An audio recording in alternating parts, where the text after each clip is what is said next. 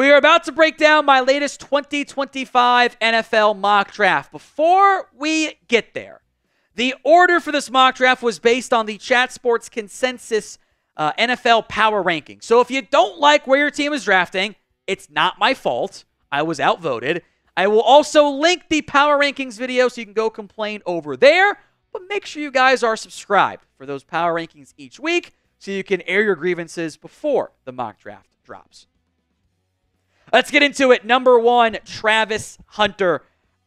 Jacksonville is kind of a weird team where they've got a lot of these early teams, the needs and top players don't necessarily align. I'm just going to take the best one for Jacksonville. I think he can play NFL number 1 corner, NFL number 1 wide receiver. He is a stud. The things he does, like at a certain point, you have to stop going like, oh, he's going to get tired. Why? He does it every game. He's going to wilt in the Florida Heat. He's from Florida. He just built different. Hunter is a superstar, and I would let him play both sides. He'd be my number 3 receiver and my number 3 corner. I think I can make that work in the NFL. Both are actually kind of needs for Jacksonville anyway, at least to an extent, especially corner. Now, we'll talk a lot about quarterbacks on today's show. And there are several other QBs we'll get to. Please don't freak out about where they're ranked necessarily. It is, after all, October.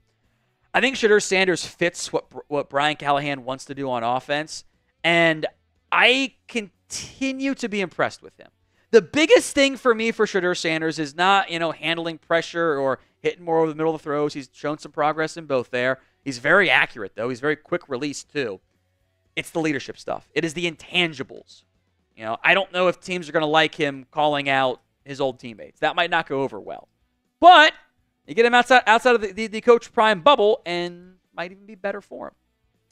Number 3 is Will Johnson, and you could easily go quarterback here, too, for Carolina. I think they should just not and build the roster up better and then figure it out. Johnson is a great cornerback prospect. Carolina has a need, especially beyond J.C. Horn. I think that is an obvious area of concern for Carolina, and you can make an argument that Johnson is the best prospect in this class. There's like 7 different guys that you can make that argument for. I like him a lot. Patriots at 4. Let's take an offense tackle to protect Drake May. They got to keep adding offensive picks. So offensive line or even going down the route of receiver makes sense. I got Banks out of Texas at number 4. Quarterback could also be in play here at number 5 for the Miami Dolphins. But to replace Christian Wilkins, let's take Mason Graham out of Michigan. That is a star player. Much like Will Johnson, Travis Hunter, he's got a claim of, actually, I'm the best player in this year's class. I love Mason Graham. I think the Miami, Stephen Ross, Michigan connection adds some minor bonuses. Not that you necessarily need it, but I think it makes sense for the Dolphins. Number 6 is Cam Ward to the New York Football Giants. And I'm just going to say this right now. I am intentionally putting more quarterbacks on this mock draft than I maybe would in other years. Reason being, I actually want to discuss these quarterbacks. And because there is not an obvious number 1 pick lock right now. And it will, as you saw this week, it's going to fluctuate from game to game. He's the number 1 pick. That's the number 1 pick. Last week it was Cam Ward. This week it's Jalen Milroe. I like a lot of what Cam Ward does. I think there's also still some high variance in his play where I don't think he processes as fast as I like him to. That's very true for most quarterbacks. There's some big-time plays. There's out-of-structure stuff. There's also just missing some reads and being a little bit volatile. But we're talking about the Giants with league neighbors. I think he's actually a pretty decent fit if it's Brian Daboll or not.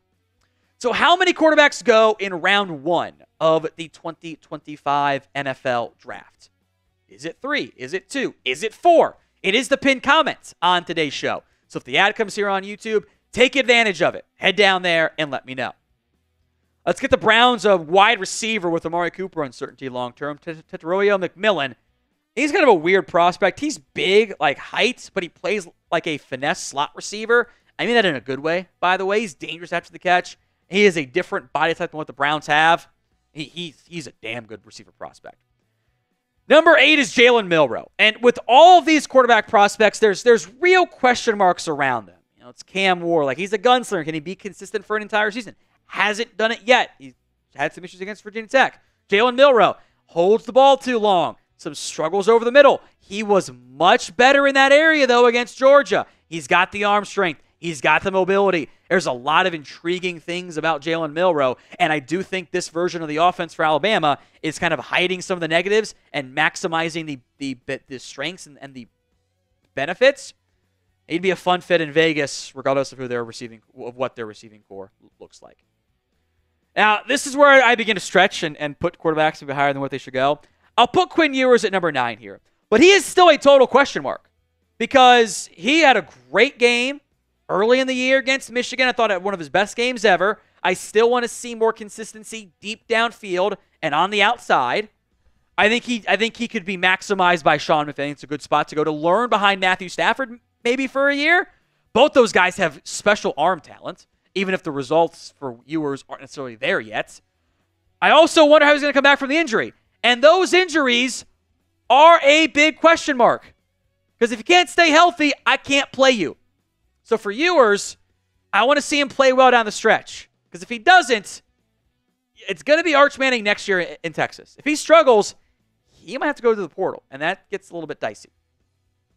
Number 10, the edge class has not wowed me yet, but Abdul Carter out of Penn State coming off a good game this past week, by the way. He's a kind of a 3-4 outside linebacker or linebacker edge hybrid. He fits what the Eagles want to, or what the Cardinals want to do with former Eagles head coach on the Gannon on defense. I like that fit quite a bit. Today's show is made possible by Game Time. Game Time has a new feature called Game Time Picks. It makes getting tickets to your favorite teams play live even easier. Don't have to fluff. To only show you the incredible deals on great seats, so you don't have to waste time straight through so many tickets. It's curation designed to save you even more money on sports, concerts, comedy, theater, etc. The all-in pricing feature shows your total cost up front with no surprise fees at checkout. And you get a panoramic view from your seat in the app before you buy. And the Game Time guarantee is this. If you find tickets in the same section and row for less, Game Time will credit you 110% of the difference. So take the guesswork out of buying tickets with Game Time. Download the Game Time app, create your account, and use code CHATSPORTS for $20 off your first purchase. Terms apply. Again, create your account and redeem code CHATSPORTS, CHATSPORTS, for $20 off. Download Game Time today because what time is it? It's game time. I am a big fan of Luther Burden out of Missouri. That is a game-breaking threat at wide receiver. Not the biggest guy necessarily. I think also covers up some not great quarterback play for the Tigers as well. Getting Bo Nix more playmakers. That makes sense. Malachi Starks, the Colts. The Georgia safety, very talented player. I think is kind of, it's a safety. It's not highly valued. You can find a good mock draft spot.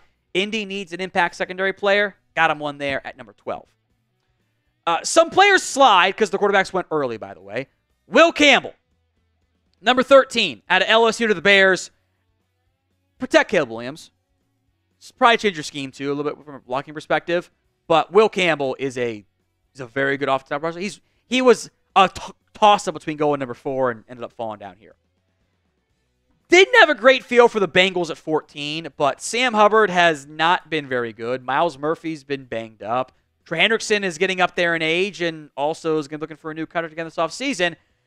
Adding a premium pass rusher probably makes some sense, and Pierce as a situational guy who's not a great run stopper, I think actually would bring a different element than what the Bengals have right now. A little quiet to start the year, but he is a very gifted prospect.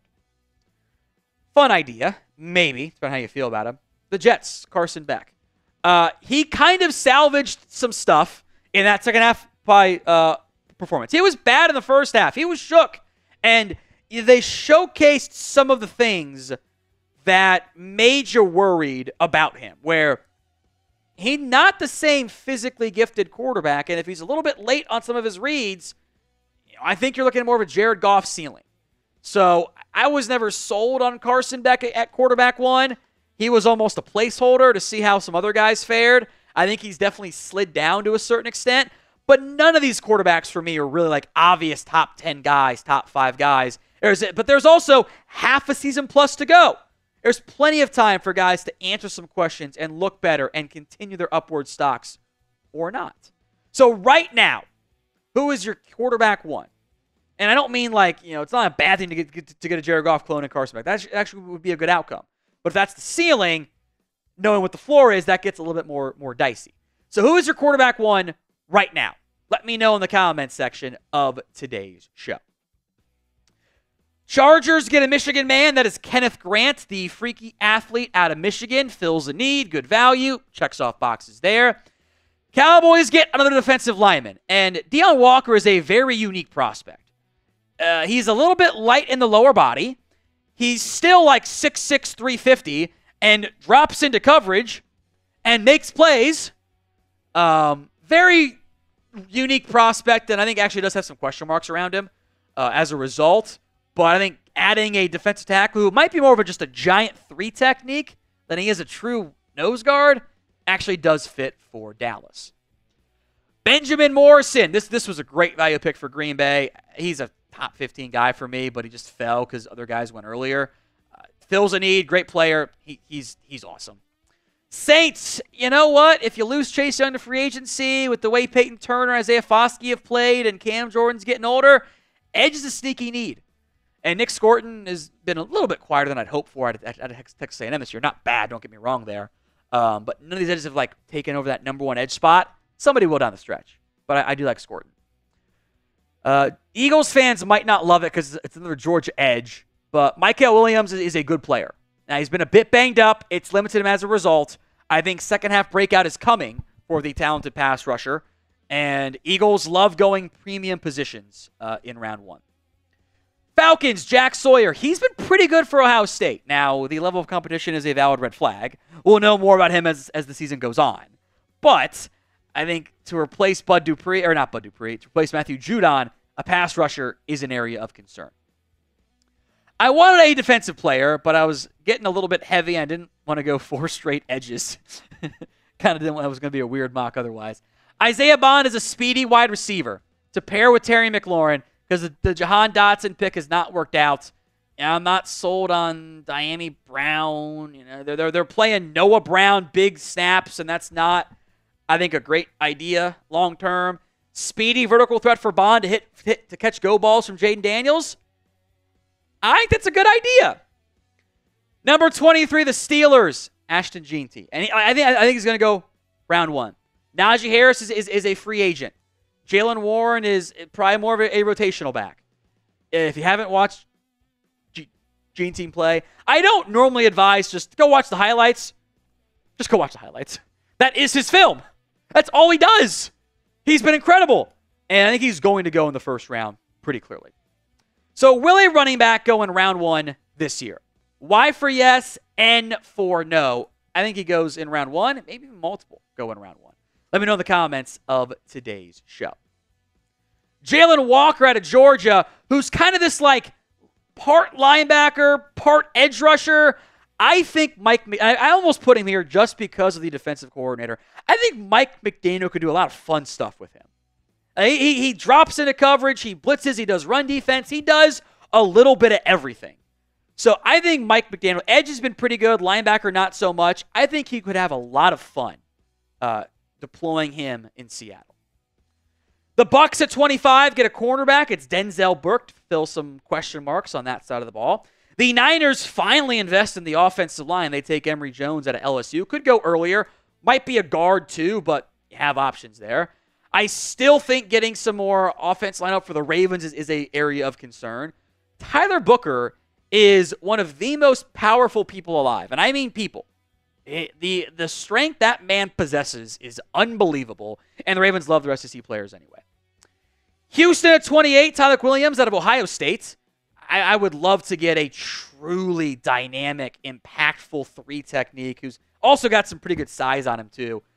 With what the Texans do on defense, I think that dynamic presence in the middle is all they're lacking, really. I want to see that fit in Houston. A name you might not have seen much of, Antoine Powell-Ryland. And he's got 7 sacks this year out of Virginia Tech. Now, were 4 of them against Old Dominion? Yes, but he also played really well against Miami. I'm kind of shooting my shot a little bit early here on Antoine Powell-Ryland. But I think another edge for the Lions to pair with Aiden Hutchinson because Houston's kind of a rotational piece. Davenport's on a 1-year deal. I think that could certainly be a fit for them. The Bills at 30. I just love Alec Eomanor. He's so good. He's buried on a bad Stanford team that no one's really watching, or at least a not great Stanford team that no one's watching. He makes plays, man. He and Keon Coleman and Khalil Shakir, that's fun. That's a fun group. Minnesota at 31, Takario Davis. Cornerback is still an area of concern. Gilmore and Murphy are on 1-year deals. I think adding more talent is just a logical fit for Brian Flores' defense. And I wanted to have some fun. Colston Loveland at 32, who might not still be tight end 1. He's kind of, the quarterback play has been bad and kind of hurting him a little bit there up in Michigan. But I think for a team that loves to utilize tight ends, I know that they spent a draft pick this past year, a 4th-round pick on Jared Wiley. Kelsey can't play forever. Colston fits, I think, what the Chiefs would like to do on that side of the ball. Now, I left players out. I am not going to go 100%. There's no way. Who did I leave out of my 2025 NFL mock draft? Let me know in the comments section of today's show. A couple names I might expect to see on here. Harold Perkins, he and Siobhan Ravel have been in previous mock drafts. They have injuries now. They tore stuff. It's a huge red flag. It puts them in the unknown category for me for the time being. I like Emeka Ibuka. I think he's more of a number 2 than anything else. Ariante Ursary, the tackle from Minnesota. Tackles tend to rise. Can easily go round 1. And I like Jonah Savanaia out of Arizona. Might be a guard, but he's a good player.